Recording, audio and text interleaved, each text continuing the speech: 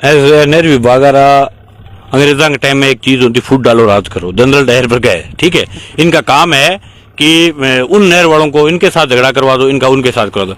हम तो कहते हैं इनकी जो बारियां पीटी है, ये इनको पानी मिलना चाहिए, निश्चित रूप से पूरा पानी होना चाहिए। उसको आपने कहीं पानी दिया, वो तो मजबूरी में दिया है।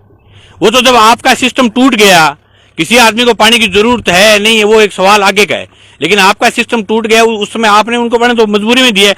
आप इनका पानी पूर्ति कीजिए, उसके बाद दूसरे जो नहर के बारे में सोचिए। इस प्रकार के ये जो मतलब सिपू के जो ये छोड़ रहे हैं नहर वाले, ये आपस में किसानों को झगड़ा करवा रहे हैं। ये चाह रहे हैं कि उस वो नहर वाले किसान कुछ हो जाए। हम ये कहना चाहते हैं कि पूरी नहर जो तीनों चारों जो अपनी नहरें जो बनी हुई है, सबका किसान एकजुट है। वहां के किसानों को भी आज दुख है, आज का उनके पानी आने से उनके कोई खुशी नहीं हुई, क्योंकि आज दूसरे किसान के खेत की जमीन बर्बाद होकर के आज अगर नोर फीडर में वो पानी छोड़ा गया तो उसका कोई फायदा होने वाला नहीं। और मांग करते हैं CP 4/30 332 क्यूसेक पानी के लिए हम लंबे समय से लड़ रहा है नोर का किसान, अब से नहीं, पिछले 15 साल से लगातार। अब जब आज ये छोटी सी नहर है, मतलब कोई भी अब पता नहीं किस मामले के कारण टूटी, इनकी जड़ों के कारण टूटी, उनके कारण टूटी, नहर का सिस्टम कमजोर हो गया, नहर बहुत पुरानी हो गई, सब चीजें हैं। लेकिन इसके कारण हमारे पास नहरें दूसरी और है, 2 नहर और है, उनके अंदर छोड़ सकते थे। लेकिन इन्होंने CP 4 पर फोन करके कहने का मतलब ये है कि ये हरियाणा को फायदा लाभ देने में लगे हुए हैं। उसके बाद जब भी ये पानी मांगेंगे तो ये कहेंगे कि नहरों की औकात ही नहीं पानी लेने की, इनके पास ये बनना है। ये सीधा सीधा कहेंगे कि नहर में जब हम पूरा पानी छोड़ते तो नहरें हमारी नहरें तो तबाह हो गई, जबकि अब तबाह हो रही है, नहीं हो रही। ये जिम्मेवारी आपकी है कि नहरों की रिलाइनिंग करो, नहरों को ठीक करो, नहरों के जो है ना दरख्त उनको हटाओ, उनके पटड़े तैयार करो। ये तमाम चीजें आपको तैयार करनी पड़ेगी। पटड़े तैयार करने के बाद इनके पेट में दर्द है कि जब पटड़े तैयार हो जाएंगे तो जो JN एक्शन जो दफ्तरों में SC में बैठ करके जो अपनी रात काट दें, उनको यहाँ से चक्कर लगाने पड़ेंगे। अब तो इनके पास सीधा बना है, सर पटड़े तैयार नहीं, इसलिए हम तो नहर बता नहीं सकते। ये है प्रॉब्लम, असली प्रॉब्लम। ये पूरा यहाँ जो गड़बड़ की हुई, ये जो नोर का जो SC है, XC नहीं, ये सब लोगों की मिली भगत, इनके कारण ही हरियाणा लगातार पानी खा रहा है। कि क्या मतलब जरूरत थी, अपने तो इतना ही पानी एडजस्ट कर सकते हैं। अब वो CP 4 वाले जिस दिन पूरा मांगेंगे उस दिन वो खुल्ला कह देंगे कि आपकी नहरें नहीं ले सकती पानी। तो ये उनको फायदा देने में लगे हुए हरियाणा में।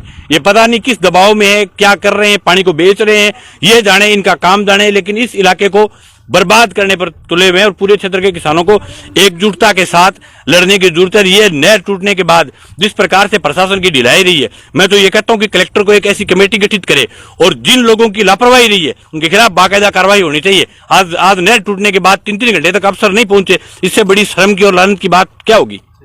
यहाँ अगर किसी की ढाणी तबाह हो जाती, घर में छोटे छोटे बच्चे होते हैं, उसका बताओ जिम्मेवार कौन होता। 3 घंटा तक यहाँ का SC और एक्शन ये कहे कि हम तो VC में बैठे हैं, इससे बड़ी शर्म की बात क्या होगी बताओ। नहीं, आपका डिपार्टमेंट और आपका डिपार्टमेंट टूट करके पूरे क्षेत्र का किसान लगा हुआ, आप वहां SC रूम में VC देख रहे हो, क्यों? आपके बाप का राज है ये। इस क्षेत्र के किसान ने जो शांति बना रखी है उसका ये नाजायज फायदा उठा रहे, ठीक है, शांति का नाजायज फायदा उठा रहे। नहीं तो ये जो क्षेत्र है ये बहुत लड़ाकू क्षेत्र है। इस प्रकार से अगर अफसर बदतमीजी करेंगे तो निश्चित रूप से किसानों को बोलना पड़ेगा। किसानों तो उसका है पुलिस जाब तो बुला के, हाँ, तो निश्चित रूप से ये शर्म की बात है भाई। पुलिस बुला करके आप पुलिस के दम पर आप नहर पर खड़े रह सकते हो, हिम्मत है आपकी। इस इलाके में चारों एक आवाज में हजारों किसान इकट्ठे हो मतलब हो सकते हैं, पुलिस से आप बच सकते हो। किसान का तो बड़ा दिल, आपको चाय पिला रहे, आपको बैठा रखा है, किसान खुद लगा हुआ है। किसान नहर के बीच में, मतलब आपने वीडियो देखी होगी, नहर के बीच में खुद बैठ करके नहर को रोक रहे थे, किसानों के ऊपर मिट्टी डाल रहे थे। मतलब किसान आपको पूरे शरीर में जितो ताकत लगा बित्ती लगा रखी, उसके बावजूद भी आपको किसानों में आने में डर लगता है, तो आपको डूब के मरना चाहिए। वैसा लास्ट वाली बात है ये कि किसानों को जो नुकसान हुआ है मुआवजा के टाइम पर मतलब नहीं दे पाते, क्योंकि मुआवजा बहुत मुश्किल है, क्योंकि आप तो लड़कर मुआवजा लेते हो, तो किसानों के लिए मुआवजे वाली बात प्रक्रिया क्या रहेगी? मुआवजे की प्रक्रिया ये रहेगी, सबसे पहले तो ये यहाँ से रिपोर्ट बनाएंगे गिरदावर, और ये सब रिपोर्ट बना करके SDM को यहाँ सबमिट करेंगे। SDM कलेक्टर को रिपोर्ट भेजने के बाद कलेक्टर आसाम सरकार से यहाँ मुआवजे की व्यवस्था करवाता है। तो मुझे उम्मीद है कि ये सही ढंग से करेंगे। अगर किसानों के दर्द को समझेंगे तो, नहीं करेंगे तो फिर हम जिस प्रकार से लड़ करके, थोड़े दिनों पहले इन्होंने बीमे की एक पूरी किस्त खा गए थे 172 करोड़ रुपए, ये कह करके खा गए कि ये जो सैटेलाइट से हमने जब देखा तो सैटेलाइट में किसानों की फसलें खराब नहीं थी, इसलिए खराब इतना ही बना था, वो हमने डाल दिया। हमने कहा सैटेलाइट का क्या मतलब है, आपने जब क्रॉप कटिंग की, क्रॉप कटिंग में जितना बड़ा है उतना आपको क्लेम देना होगा। तो उसके बाद हमने लड़ करके 172 करोड़ रुपए की उल्टी गिरवाई। उसी प्रकार से ये नहीं देंगे तो फिर इनको देना पड़ेगा। लेकिन मेरे को लगता है कि इनकी हमेशा की आदत ये रही है कि ये 100 प्याज खाते हैं, फिर 100 जूत खाते हैं, फिर कहना मानते हैं। तो इसी प्रकार नहीं, ऐसे चल रहा था कि ट्रैक्टर भी रोकने से नहीं रुक रहा था, बहुत बुरा मंजर था और जन हानि होने से बचाव हो गया। ये बहुत बड़ी बात है। आज ऊपर वाले की नजर ठंडी थी, किसानों ने बहुत ताकत लगाई, ट्रैक्टर ने पलटी खाया, चलो ट्रैक्टर और ले आएंगे, नुकसान हुआ है। और मौके का जो तहसीलदार जी और ये मंगेश भाई साहब कह रहे हैं कि अब फोटोएं तो खींच चुकी है, लेकिन हमारा दर्द कैसे शांत करेगी प्रशासन, गवर्नमेंट, वो तो समय बताएगा। तहसीलदार साहब, पटवारी साहब आए हैं, क्या कुछ कहा? वो बहुत मुश्किल से है। तहसीलदार जी को तो पानी से भी रिएक्शन हो रही थी, पैरों के पानी लग जाए मेरे तो रिएक्शन हो जाती है। तो मैंने बोला भी ट्रैक्टर तो मेरा पलटी खा गया, तो मैं ट्रैक्टर तो नहीं लगाऊंगा दोबारा, मेरे ऊपर बैठ जाओ, शरीर थोड़ा ठीक है, भगवान का दिया, मैं आपको चल के ले जाऊंगा। तो बोलता है मैं आपके ऊपर नहीं बैठूंगा, क्योंकि मीडिया से भी डर लगता है। आप जैसे मीडिया वाले कर्मचारी भाई साहब जो भी है, पत्रकार बंधु, वो फोटो बना लेंगे, तहसीलदार बैठे घूम रहे हैं एक सैनिक के ऊपर।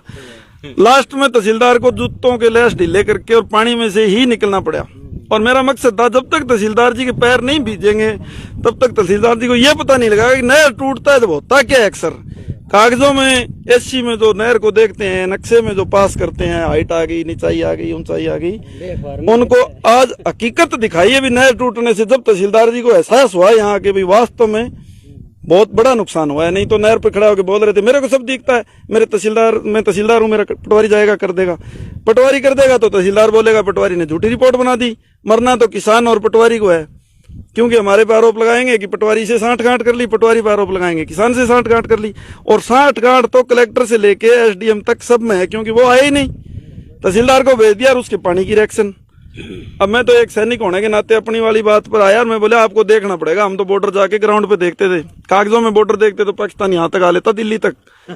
और इस तहसीलदार को ये दिक्कत थी कि यहाँ नहीं देखूंगा, नहर से ही देखूंगा, मौका मुआयना करूंगा। हवाई सर्वेक्षण तो मोदी जी करते हैं या योगी जी करते हैं या गहलोत जी करते हैं, यहाँ तो धरातल पर करना पड़ेगा।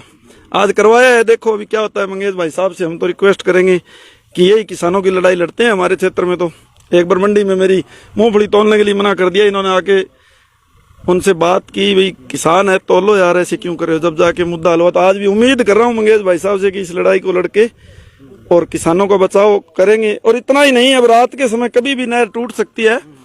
तो कुल मिला के यही है कि इसकी मिट्टी लगाई जाए, नहर की जितनी भी लाइनिंग है उसको मजबूत खुद करे प्रशासन या किसानों को अनुमति दे।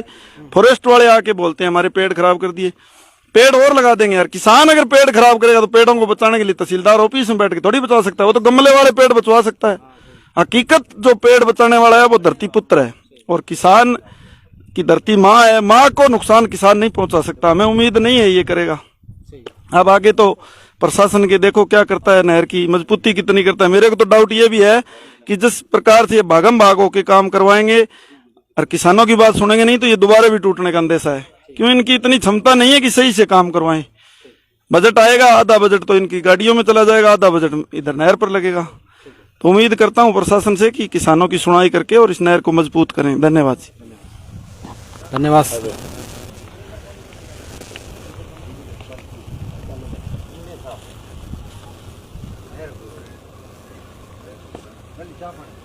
आजो साहब,